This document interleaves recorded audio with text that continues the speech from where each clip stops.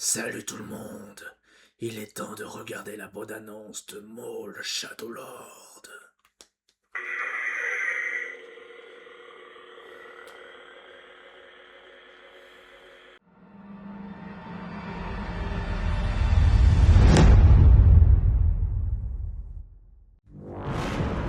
C'est parti. Les temps ont changé. Je vais te montrer la galaxie telle qu'elle est réellement. Te faire voir les choses sous un nouvel angle. On est vraiment dans la Alors, c'est ça, notre lignée vie des maintenant. Clone Wars Toujours Rebels. devoir fuir.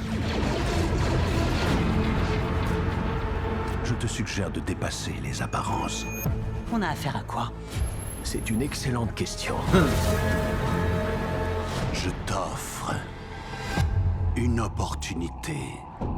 Parce qu'il s'est échappé de Mandalore. Hein. Le 6 avril.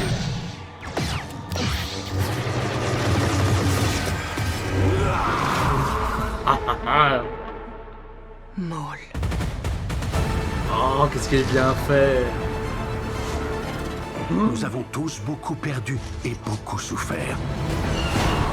Nous survivons. Mais nous ne vivons pas.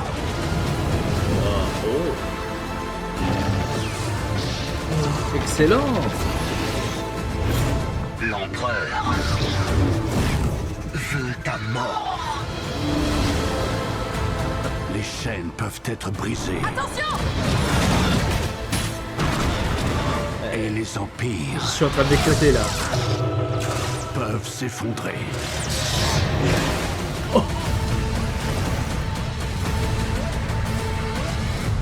Euh. Alors franchement les amis, ce que je viens de voir, c'est juste magnifique.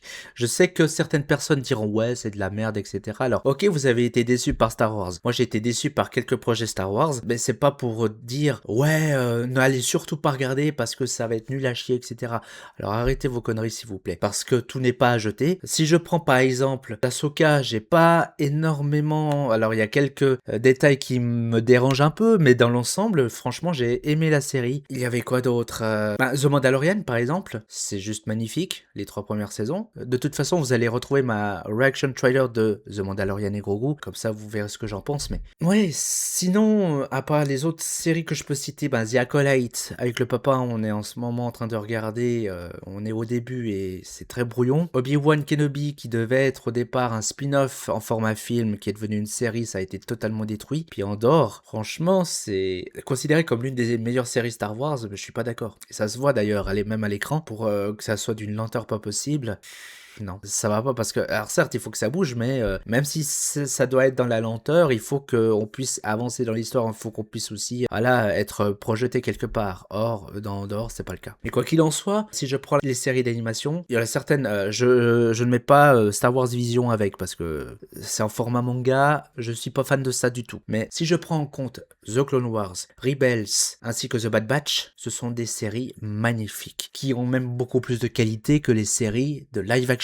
Et je parle dans l'univers Star Wars, bien évidemment. Hein. N'allez pas dire ouais, mais il dit n'importe quoi. Non, du tout. Et n'ayez pas peur aussi de dire que vous aimez. Alors certes, des fois, il y a des choses, des projets, comme par exemple DC Comics et compagnie, il y a certains, je me dis ouais, mais comment tu peux aimer ça parce que voilà, on déconstruit le personnage, etc. Par contre, pour Star Wars, là, la différence, c'est que justement, dans plein de plans d'animation, l'histoire, c'est très intéressant, c'est même encore beaucoup plus intéressant que les séries live action où tu t'ennuies, où tu te demandes s'il se passe quelque chose. Et puis si ça fait avancer l'histoire, bien sûr.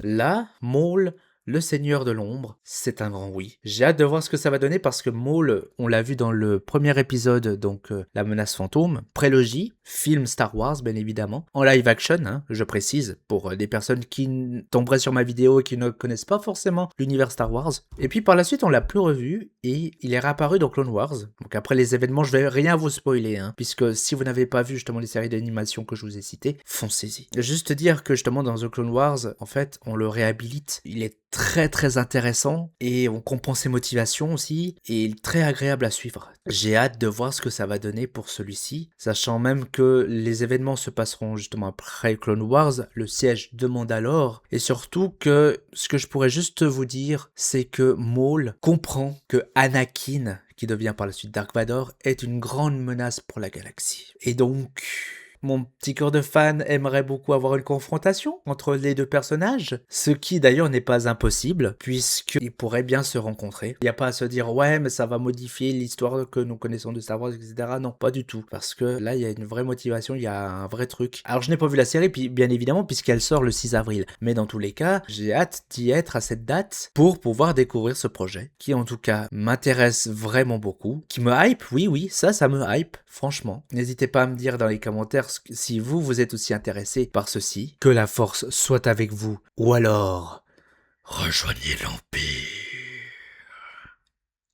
Merci d'avoir regardé la vidéo. N'hésitez pas à laisser un commentaire, un like et l'abonnement à la chaîne si ce n'est pas encore fait, ainsi qu'aux autres réseaux qui s'affichent maintenant. Nous parlerons films, séries et autres passions confondues dans la joie et la bonne humeur. En attendant, prenez soin de vos proches, prenez soin de vous et à très bientôt. Bye bye.